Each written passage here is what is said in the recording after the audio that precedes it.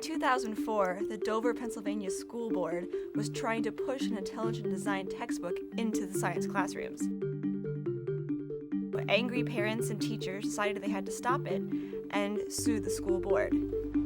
They contacted us, the National Center for Science Education, in order to help prepare their case. We knew that the textbook of Pan and People was simply creationism in disguise, but the question was, how could we prove it? We started excavating through the history of the book, and it turns out that Of Pan and People actually has a very interesting evolution of its own. The first piece of evidence we found was in a 1981 Christian student newspaper. It announced that a creation science textbook was being edited by the same man who would later edit Of Pandas and People. This clue led our legal team to subpoena all the drafts of Pandas and People, where we found even more proof of its link to that creation science textbook in the form of 2 drafts of the book. One version said, "Creation means that various forms of life began abruptly through the agency of an intelligent creator.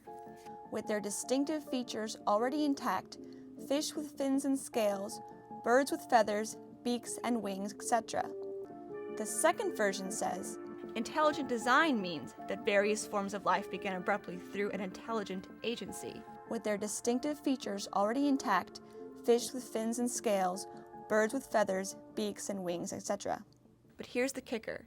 The first draft was written prior to a 1987 Supreme Court decision declaring it unconstitutional for creationism to be taught in science classes. The second draft was written immediately after.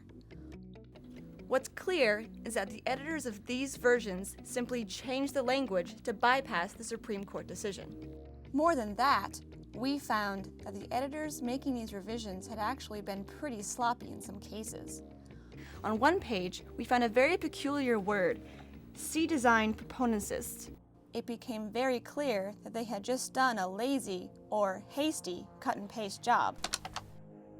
And unfortunately for them, the word C-design proponentsist was the missing link and proof that intelligent design is no more than creationism in disguise. The judge in the Dover trial was convinced as well, and ruled that intelligent design had no place in the science classroom.